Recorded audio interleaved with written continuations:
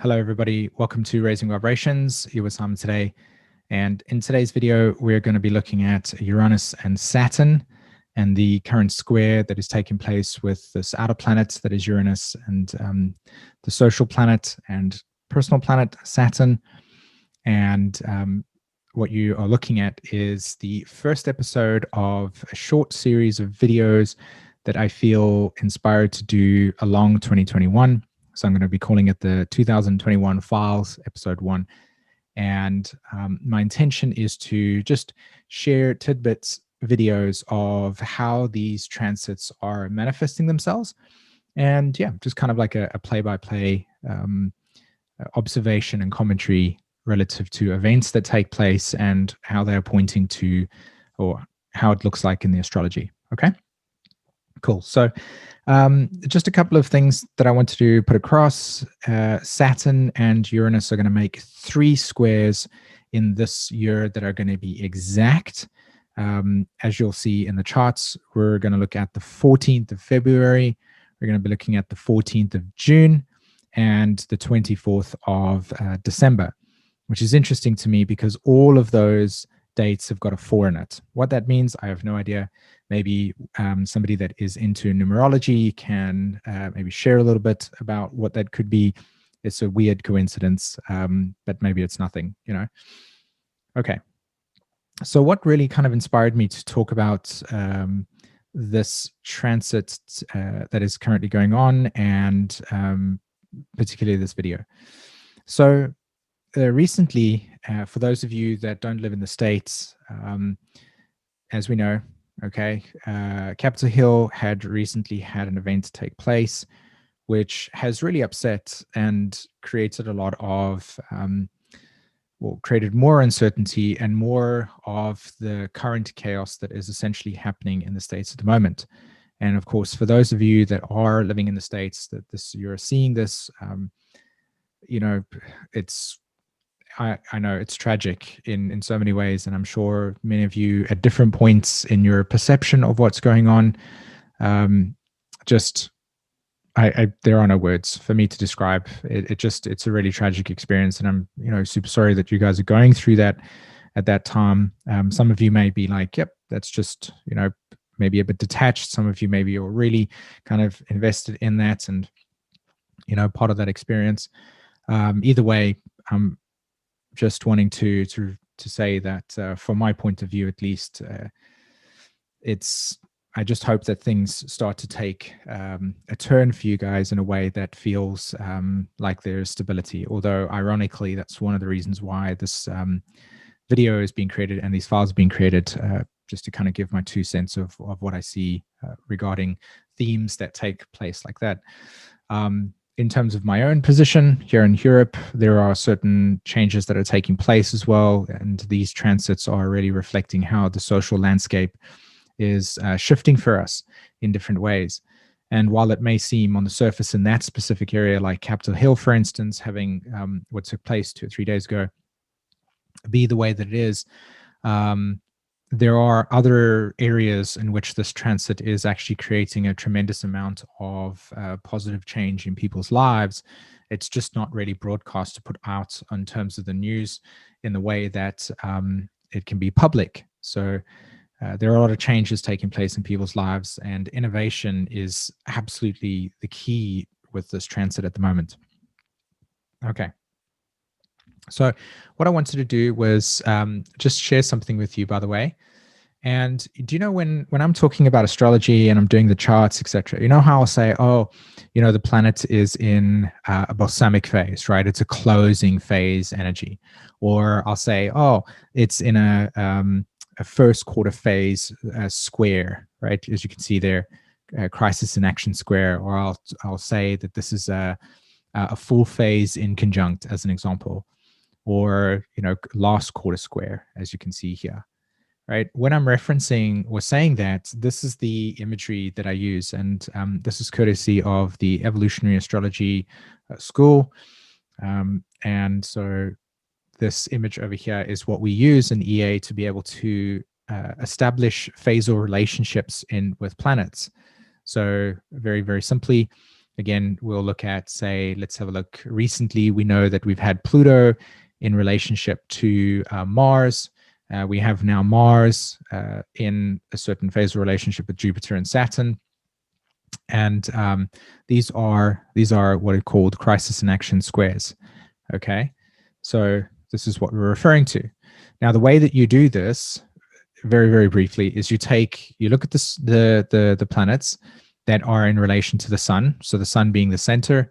And then let's say we want to analyze Mercury's relationship with, say, Mars. Okay, right? What we would do is we'd say Mars is the slowest moving planet in terms of going around the natural zodiac, the tropical zodiac, in relationship to Mercury. Mercury will go around the zodiac in 88 days. So what we'll do is we'll put Mars at a 0-degree point, and we'll put Mars there, okay? And then we'll count the difference between Mercury and Mars in terms of where they're on their chart. So Mars sits over here, and then we go, oh, okay, right, we can see that Mercury is exactly 88 degrees away from Mars, and so therefore this is what is called a crescent phase square, okay? And what we would do with that information, once we've established the phase, we'll be able to tell how that energy is manifesting itself, right? What is the kind of undertone that essentially manifests itself within that energy planetary alignment. And you do that with all of your planets. And what it does is it gives you a beautiful experience of where the planets are and what evolutionary stages they're in, and how that expresses itself in your life, and so on and so forth, right? So this is the model. This is what I look like when I have my kind of like when I'm looking at the chart, which you'll see.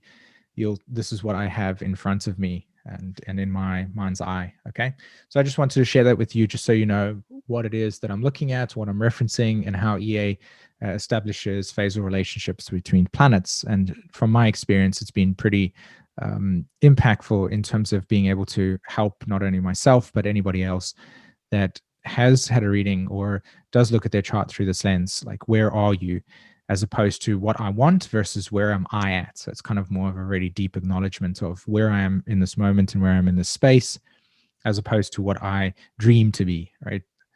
Okay, so that is that.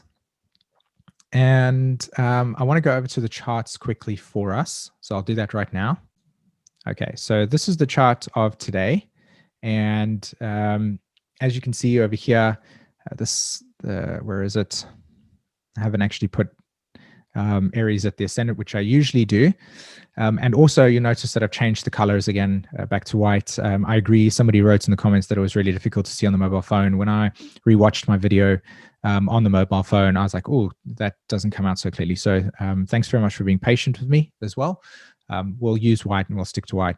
I was just thinking about, some of you may actually watch this during the night, and I don't know if you guys use dark mode. I generally tend to use dark mode because I enjoy not having my face lit up like a Christmas tree when it's nighttime and I'm using the phone. But we'll stick to this and we'll just turn on the brightness, right? Okay, so as you can see in the previous video, I just did Mars, Uranus, and all of those shenanigans. I talked about this aspect, right? And I referenced how Pluto and Mars were making a square together, right? Mars was sitting at 29 degrees. And literally on that day, we had the Capitol Hill incident. And I remember what I talked about. I said there would be tension and pressure that would essentially bubble to the surface. And what you would see is a burst of energy that would create we'd have to make choices. There would need to be an energetic shift that would need to take place in order for us to move forward. Now, again, each and every one of us has a different point of view of what that is. My point of view is not looking so much at the political situation, but more at what is essentially bubbling under the surface regarding our emotional and psychological dynamics. We are human beings. And so as a natural default, if you put human beings in positions of disempowerment, ultimately we're all going to push back. So it doesn't matter which side you're on, both sides are essentially going to be seeing each side as disempowerment, right?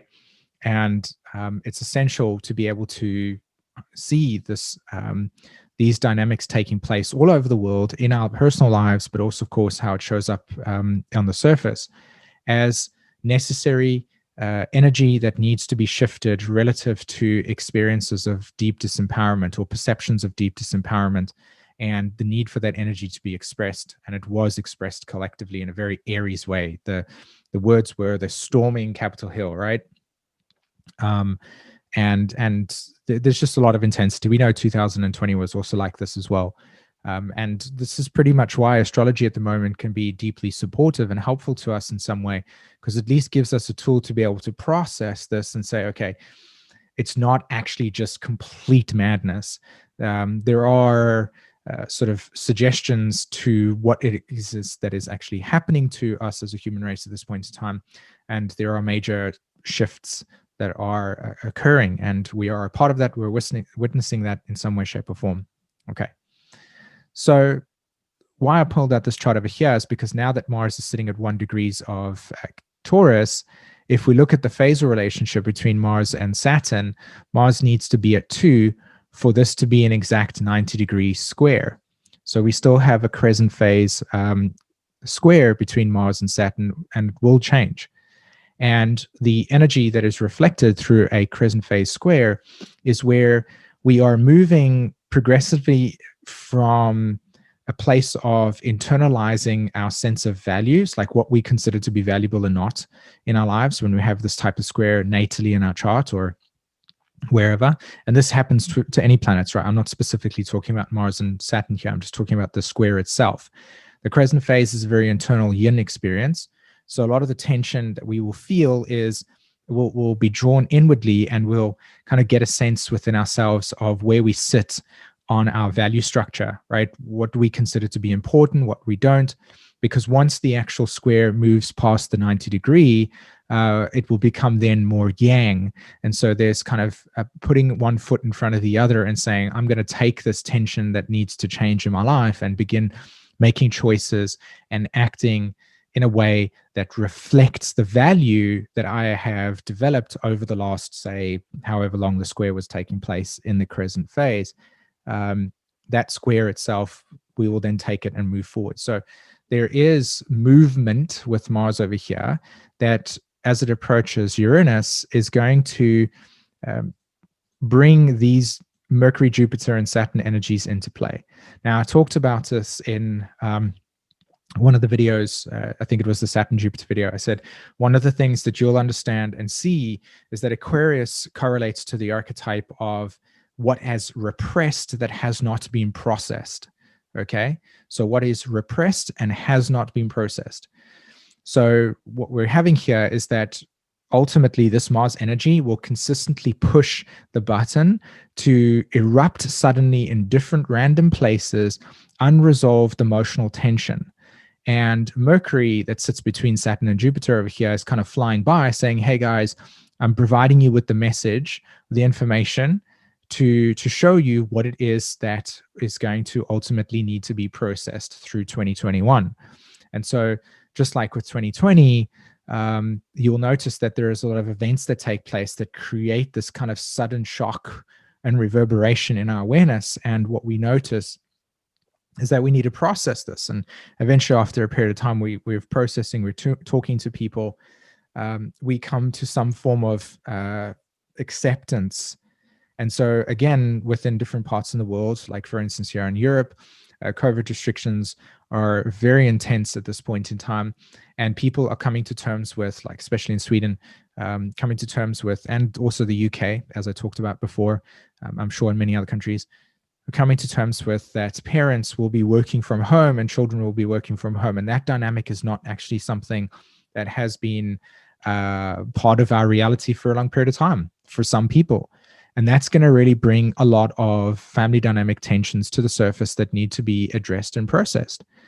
On the other side of it, a lot of people who have been living like this for a period of time and have been kind of on the train of working through their inner material will find that there's this space that is beginning to manifest in front of them. And while it may not necessarily be fully butterflies and beautiful rainbows and bunnies with white fluffy tails, there are patterns of change that are going to emerge in people's lives, that are going to change the landscape of your inner reality for the good. There's going to be growth, there's going to be evolution, there's going to be progression regarding structures that are not necessarily supportive anymore. So these kind of changes will emerge. And this Mercury that's sitting between Saturn and Jupiter at the moment is kind of just really bringing the message and kind of bringing it to the surface, saying, hey, by the way, in different ways, there's messages coming through to you. Pay attention, be alert, because Mercury is talking to us and saying, hey, these outer planets, they want us to know something. Well, not the outer planets per se in terms of Jupiter and Saturn, but there are messages to the collective and to our societal structure that will be reverberating into our awareness. And because it's connected to Uranus, again, what we're looking at here is messages from the Uranian realm that is coming through to us, and that is activated by Mars. So this event that took place with Capitol Hill is a prime example of one of these messages that will start to show up, and how we deal with that and how we process that is probably a big part of the inspiration for this video. And I'm going to switch to a picture now that I'd like to share with you of how I see this transit taking place. Okay. So there is a lot in this picture over here that it just speaks to the transits. Like, for instance, Saturn and Jupiter, right?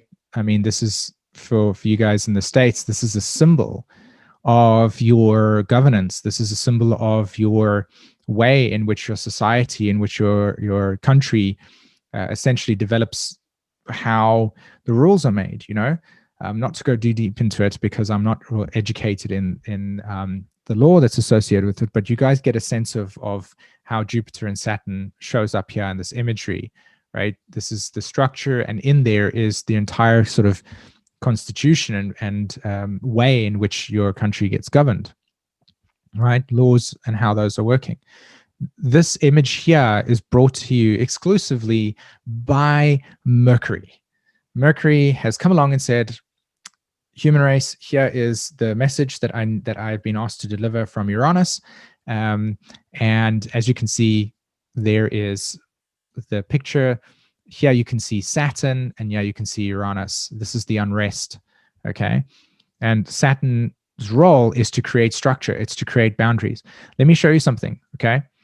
If you notice in this imagery over here, Saturn has all of these things. Like, look at the protection. Look at how all of this is over here. This is, if you look at the kind of material that these people are wearing, like the police are wearing, it's all like standard issue protection gear, right? It's paid for. It's subsidized by taxpayers. All of this over here is protection mechanisms.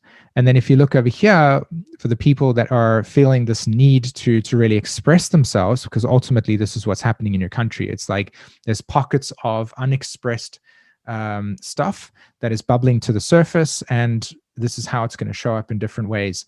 Black Lives Matter, George Floyd, examples of how it happened last year.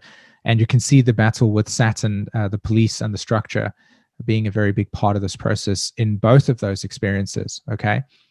But notice here, there is, everybody has different, this is like civil, right? This is civil clothing, whereas this is the government, this is the structure, this is Saturn. And the sad thing, to burst any bubbles over here, is that Uranus is not in control. Uranus is not going to win, okay? When you think about the relationship between the first house and the 10th house, and we use houses by houses method in astrology, Capricorn or Saturn has risen, is above the horizon in relationship to Saturn, to Uranus. So Saturn really is the pointer in the situation to how this material is going to need to be worked through. And it's not Uranian. The Uranian energy is going to come to the surface, it's going to bubble up, but what's going to happen is more security is going to manifest out of this. Saturn will push back. Saturn will say this is not safe. Saturn will say this is not structured. Saturn will say this is not what is in the best interest of the public. And so more protection, more Saturn is going to come down. And that's something here to also, and this is ultimately what I wanted to share in this video, is that the way in which this energy wants to come through is not Uranian. It's not decentralizing.